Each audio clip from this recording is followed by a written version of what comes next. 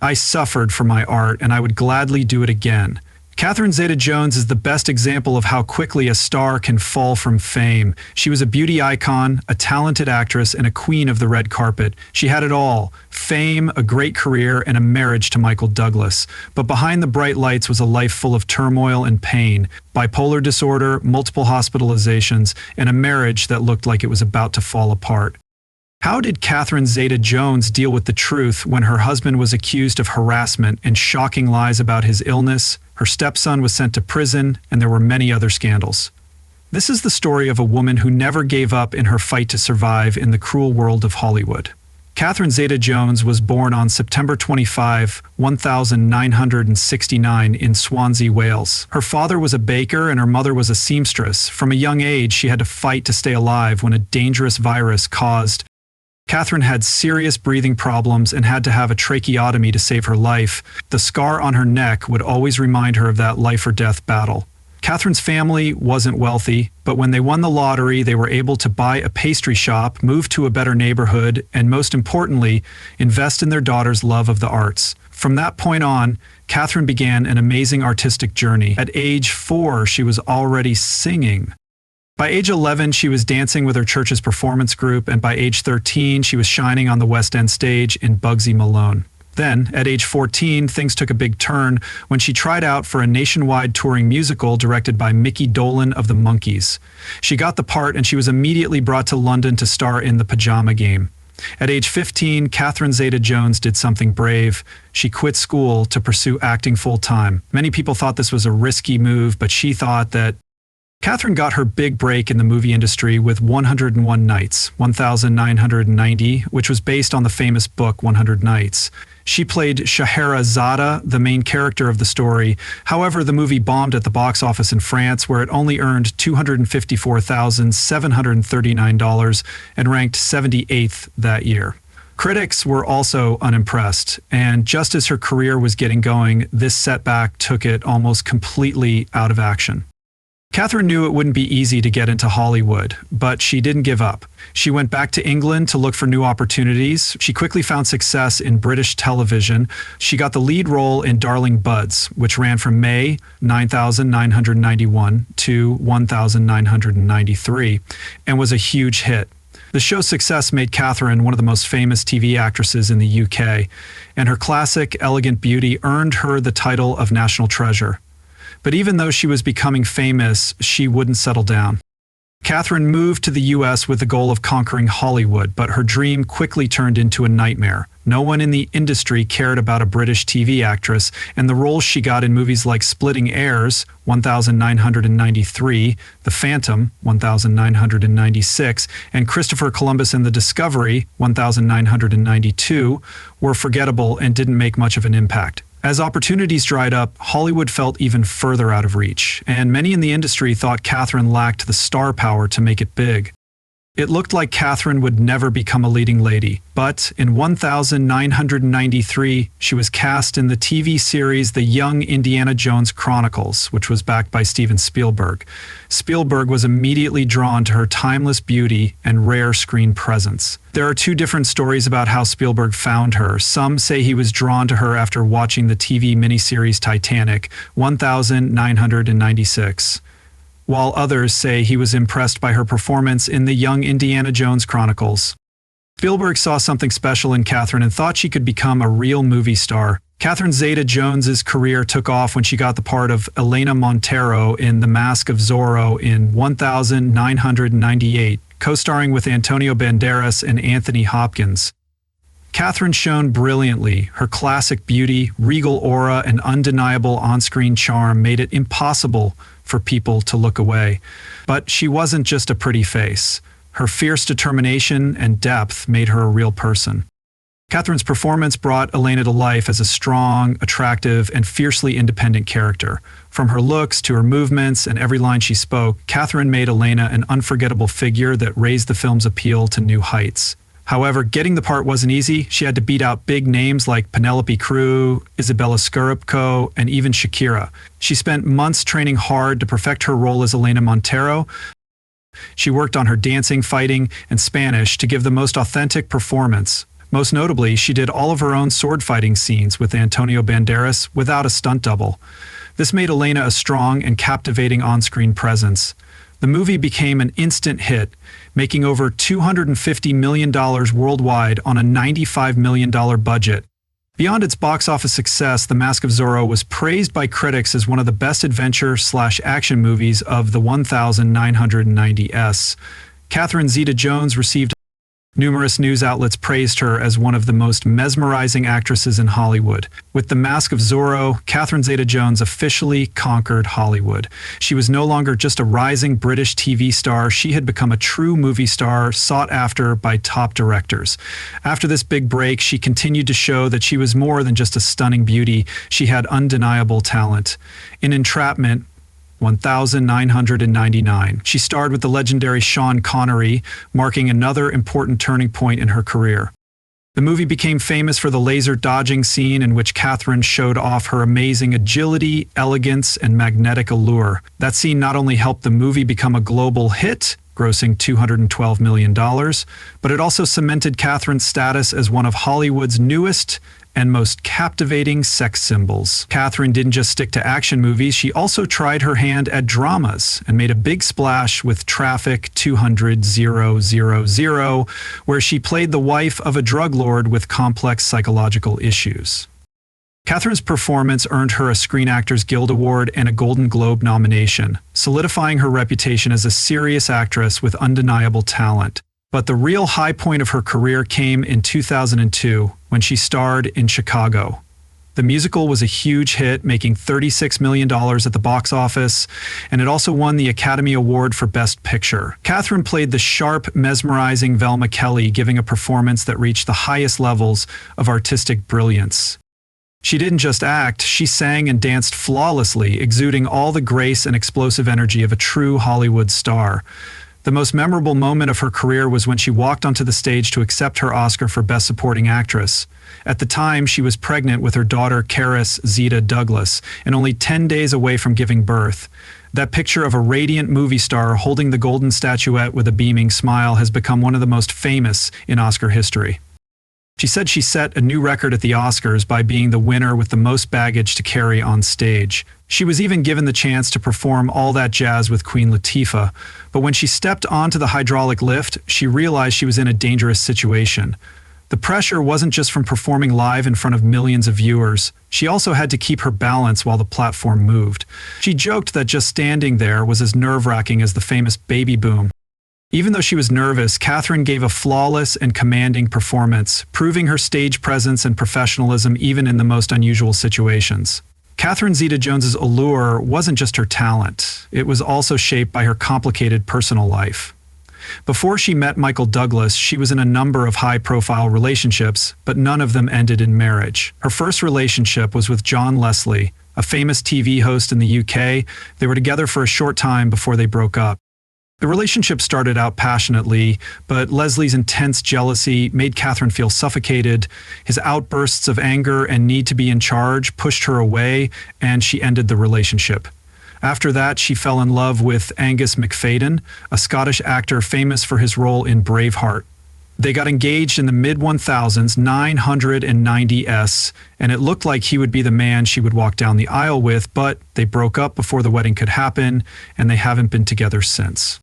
The real reason they broke up is still unknown, but love comes when faith decides. In 1998, during the glitz and glamour of the Deauville Film Festival in France, Catherine Zeta-Jones' life was changed forever by a chance meeting with Michael Douglas. Hollywood's legendary leading man was immediately captivated the moment he laid eyes on her, and without hesitation he asked a mutual acquaintance to set up a meeting at a bar.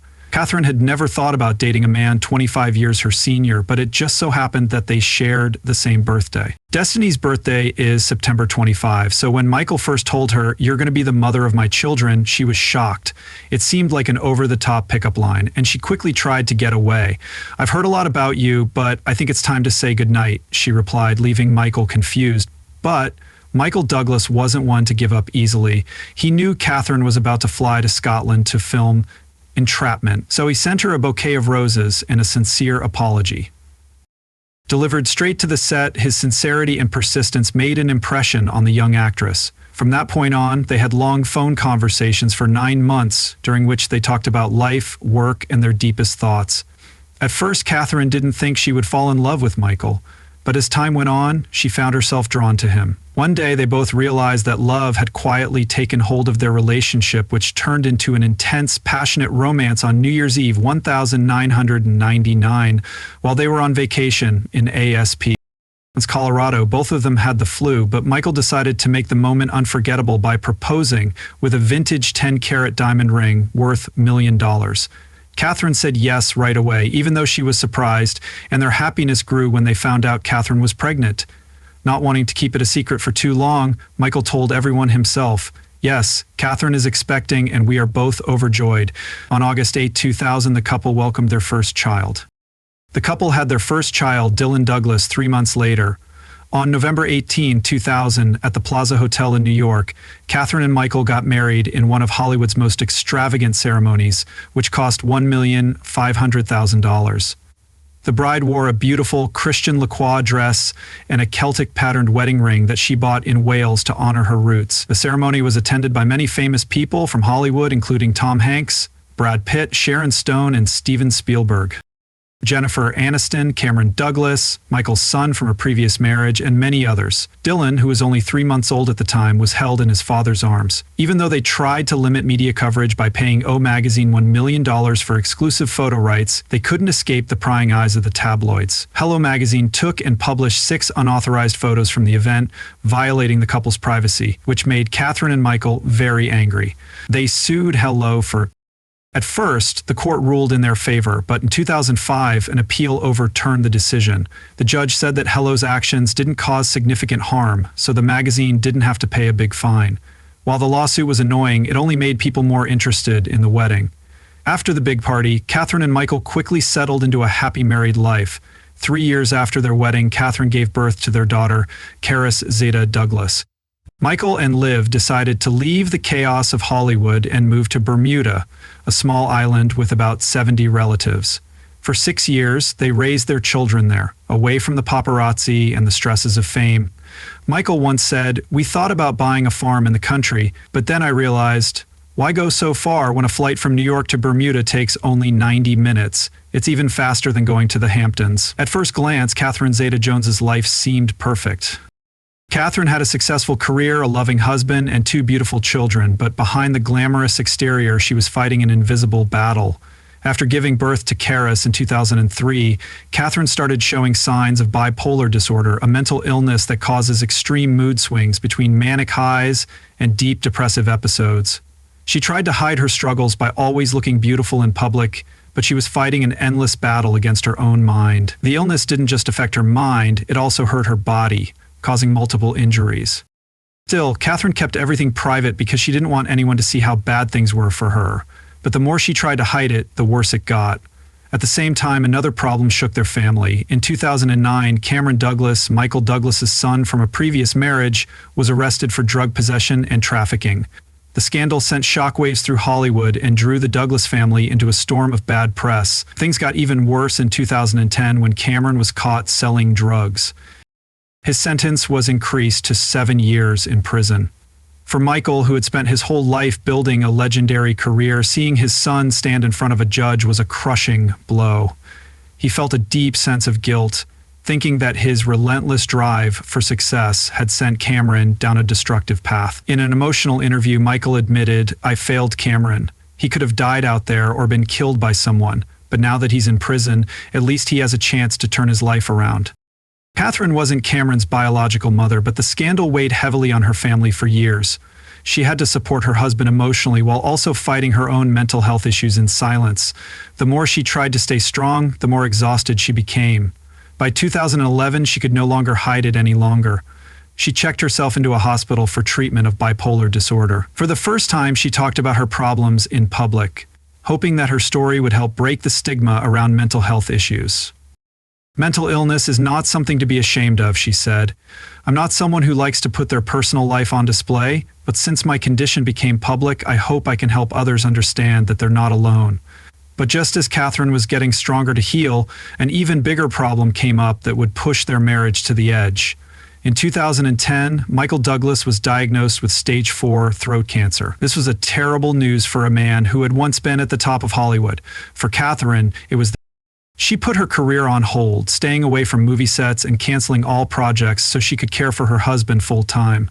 Those months were like a never-ending nightmare as she watched the strong, charismatic man she loved slowly die from the harsh effects of chemotherapy and radiation treatments. Anyone who saw Michael Douglas at that time was shocked. He had lost an unbelievable amount of weight, his voice had gotten worse, and his once vibrant presence had turned into an old, frail one. Even though he was in pain, Michael fought with unwavering determination and always put on a good face for his family. Catherine, on the other hand, was filled with unquenchable fear. She had never really thought about losing Michael, the man they had built a life together and who had been by her side during their happiest times. This fear caused her depression to come back for a whole year. Catherine lived under unbearable pressure and pushed herself to her limits. She tried her hardest to be a good wife and mother, but on the inside she was getting worse. When Michael announced his victory over cancer in 2001, many people thought that the Douglas family had finally found peace again, but this was not the case.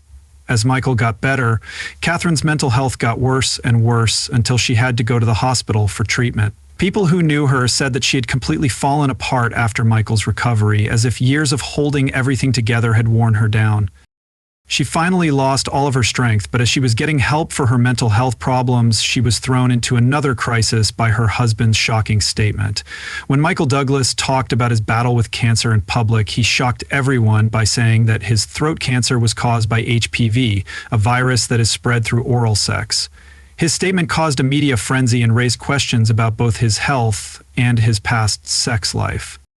Even though Catherine had nothing to do with it, she was suddenly the subject of vicious rumors. Catherine was deeply hurt that Michael had shared such a private matter with the public and that she had been dragged into a controversy she had never wanted to be a part of. She disappeared from public view and refused to say anything, but it was clear that their marriage was starting to fall apart. After everything they had been through, it seemed like nothing could break them yet. 2013, tabloids spread the shocking news that Michael Douglas and Catherine Zeta-Jones had split up after 13 years of marriage. Michael himself confirmed the news in an interview, leaving the public stunned. Immediately, rumors and theories began to fly like wildfire. Some said Michael had been cheating on Catherine, but no proof ever came to light. Others said Catherine had become alcoholic and severely depressed after years of emotional stress. Even Michael himself hinted at this in a subtle way. Hints at Catherine's drinking habits, which made rumors even stronger that she was having trouble controlling her emotions and having intense outbursts that made their relationship more difficult and tense. Catherine withdrew from public life, keeping her children out of the media's sights and choosing to remain silent. Michael kept working, but he couldn't hide the exhaustion and stress that showed in every appearance. No one knew for sure what had caused them to split up, but one thing was clear. The couple's marriage was about to fall apart, but then something unexpected happened. After 8 months of being apart, they got back together. There were no divorce papers, public fights, or dramatic court battles over assets. They just showed up together again without giving any elaborate reasons. This time, they wanted everyone to know that their love was stronger than ever. No one knew exactly what had brought them back together, but their love was undeniable.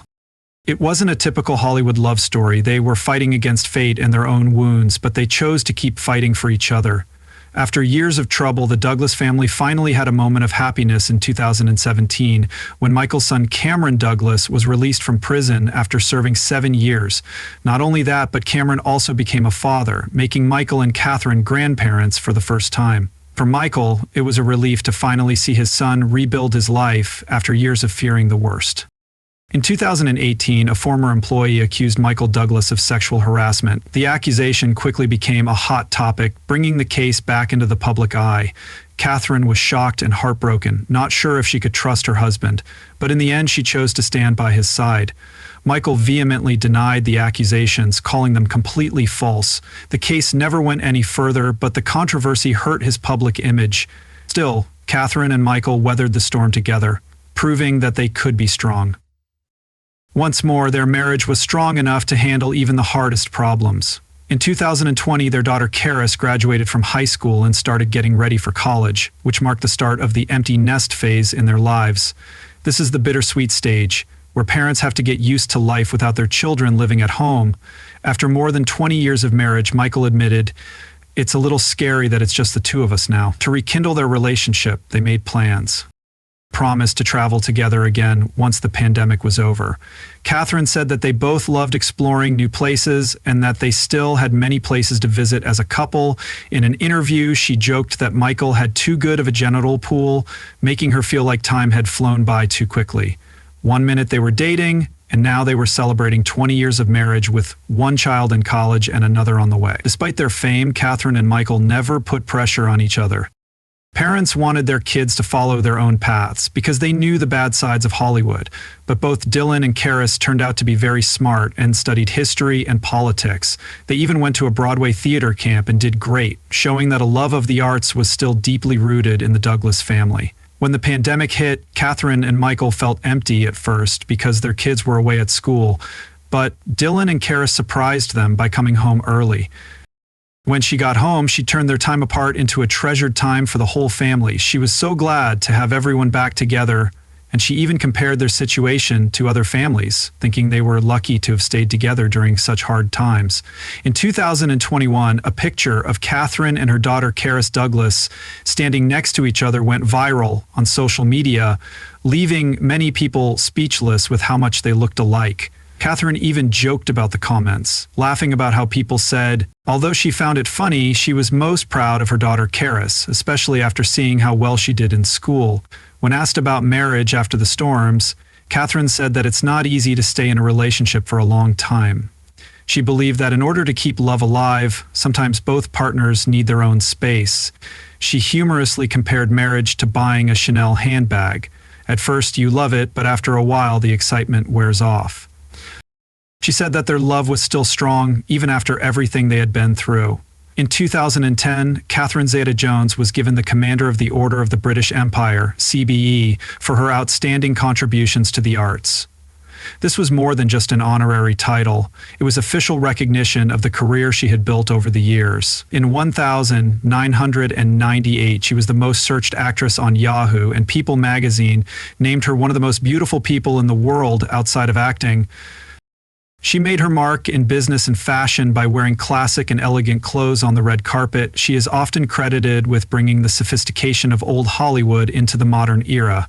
With this reputation in mind, she started her own brand, Casa Zeta-Jones, which now includes beauty products and home decor. This wasn't just a business venture, it was a way for her to redefine her own style and share it with the world. Now in her 50s, Catherine Zeta-Jones has not only kept her beauty, but also made a strong comeback. After years of focusing on her family and business, she made a spectacular return in 2022 with her role as Mortia Adams in Wednesday, Netflix global sensation. Her portrayal of Mortia was praised by audiences and introduced her to a whole new generation of fans. In 2023, she continued her comeback with a role in National Treasure: Edge of History, a Disney project that proved her lasting appeal, while many of her other roles were less successful.